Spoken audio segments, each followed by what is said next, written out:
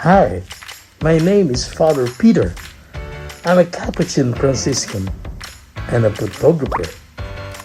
Welcome to my YouTube channel where I will give you cups of vitamins for your soul. Please subscribe to my channel, like this video, and leave me a comment.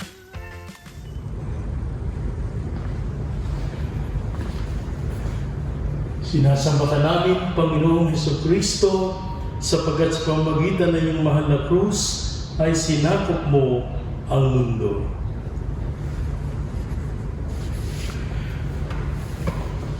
Magandang hapon po sa inyong lahat. Tayo ngayon ay nasa ikalawang araw na ng ating Triduum, Biyernes Santo. At tinatawag natin itong Good Friday. Paano nga ba naging good ang Friday? Good ang Friday sapagkat sa araw na ito, ibinigay sa atin ng Panginoon ang kanyang buhay sa krus para sa ating kaligtasan. Kaya nga, sinasabi natin sa pagdarasal ng istasyon ng krus, we adore you and we bless you, O Christ, because by your holy cross, you have redeemed the world. At ito din ang aawitin natin mamaya sa ating Good Friday service. Behold, behold, the wood of the cross on which is hung our salvation. Mga kapatid, kapag tingnan natin ang krus, ito ang pinakaayaw natin. Ito yung tinatakbuhan ng marami. Sapagkat ang krus, ang mukha nito, ang itsura nito, ay hindi maganda. Pangit. There is no beauty in it. All the pain, all the sufferings, the betrayal, the abandonment, the reality of being alone, the reality of suffering. Kaya nga, sa sandaling ito ng Biyernes Santo, nagninilay tayo sa krus ni Kristo. Sa mga Hudyo, ito'y kalokohan. Sa mga Griego, ito'y an absurdity.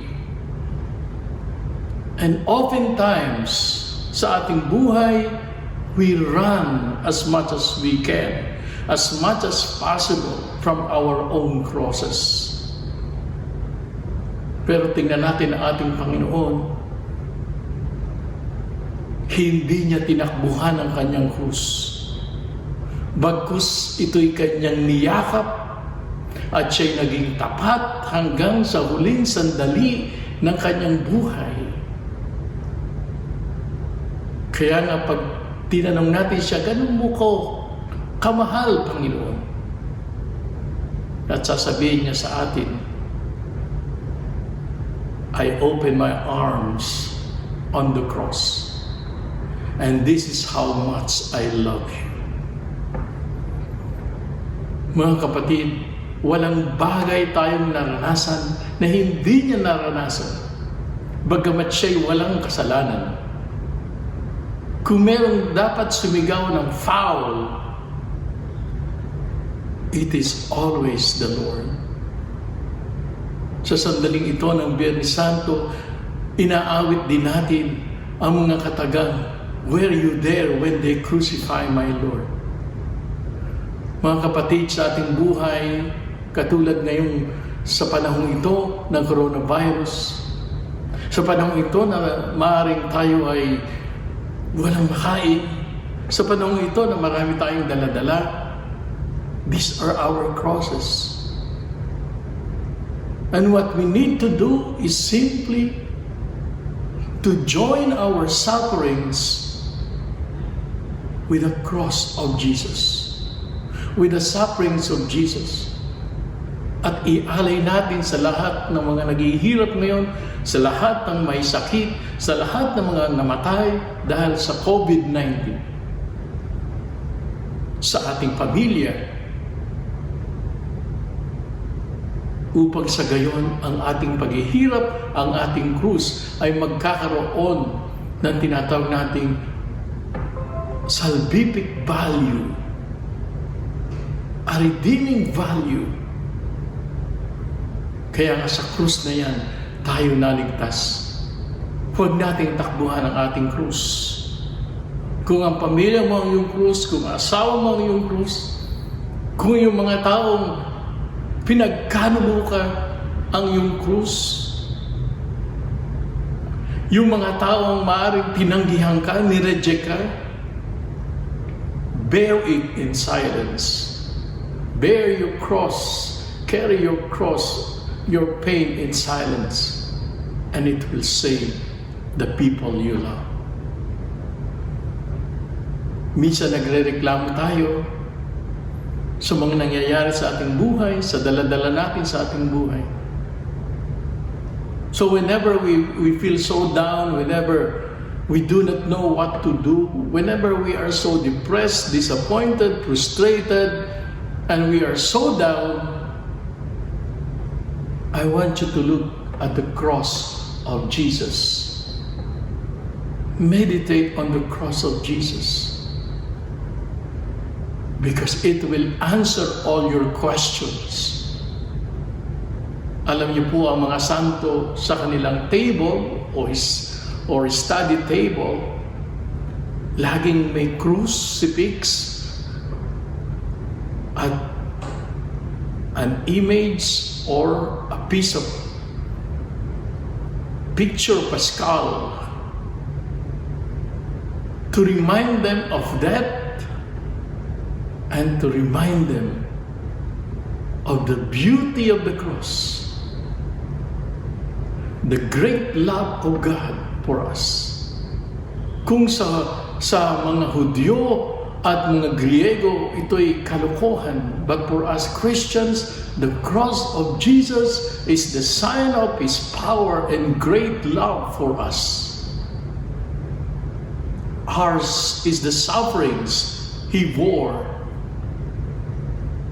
Ours is the sorrows He carried. At alam natin na dahil sa sandaling ito ng kanyang pag-aalay ng buhay, nakanta natin ang kaligtasan at pag-asa ng bagong buhay. Kaya huwag tayong matakot sa krus. There is no other way but the way of Jesus. And the way of Jesus is always the way of the cross.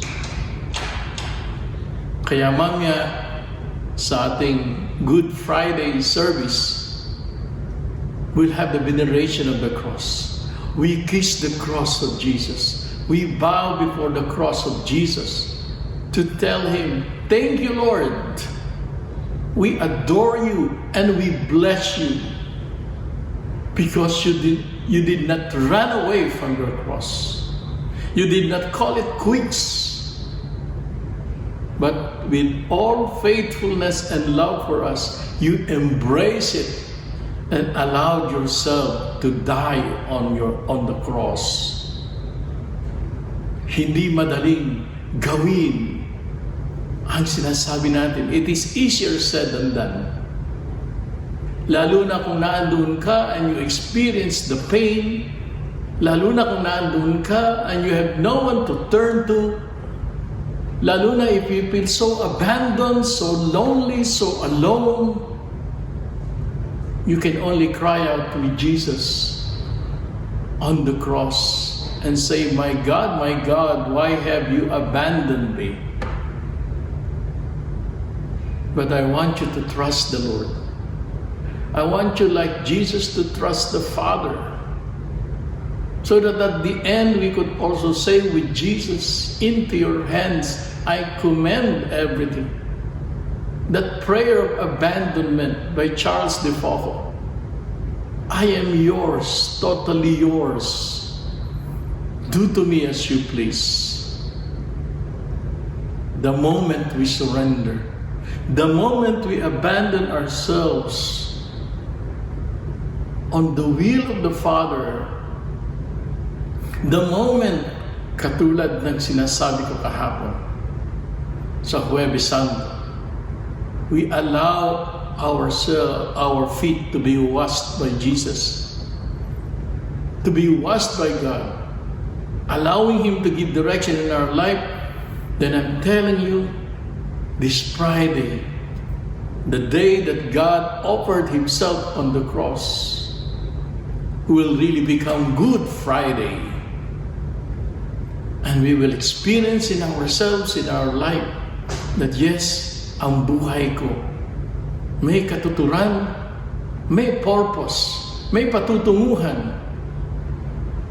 Because I'm offering my life, all my pain, all my sufferings, all my crosses, for the salvation of my brothers and sisters. Because if we deny the cross of Jesus, whether you are a believer or not, we know in this world there are always crosses in our life. This is not a perfect life. In this world, whether you are a believer or not, you will always experience suffering. But the good news is that with Jesus, we see now a new meaning.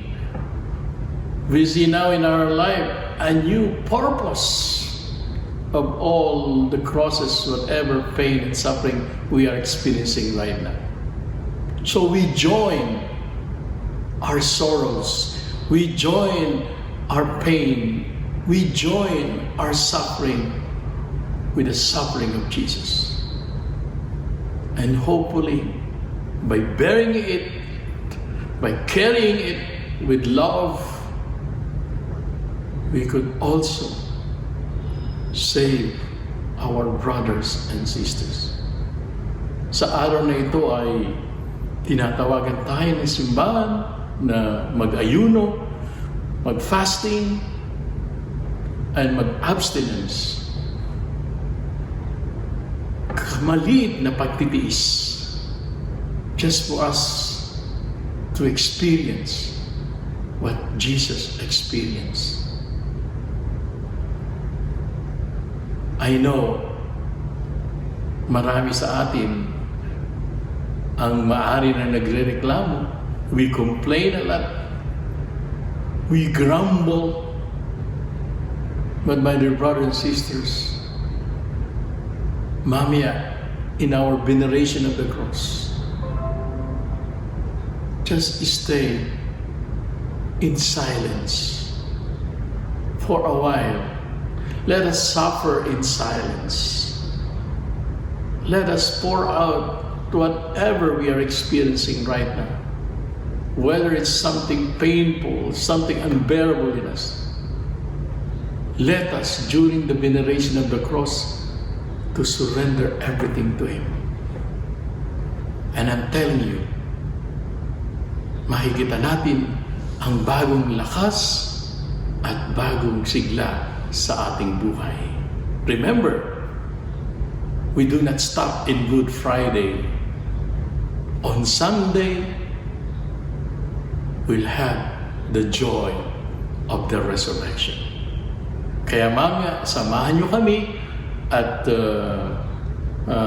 2:15 at sa pagdarasal muli ng Istasyon ng Cruz at sa Paris, at mamaya rin sa ating pagpaparangal at pagsamba sa krus ni Kristo at 3 p.m. So nawa, kaisa ng buong simbahan, let us truly give all the praise and glory to Jesus, who offered everything for us on the cross. This is the victory nang nagapi niya ang kasalanan. At on Easter, magapi niya ang kamatayan. So we adore Him and we bless Him because by His holy cross, He has redeemed the world. Pagpalain tayo ng Diyos ngayong Biyernes Santo.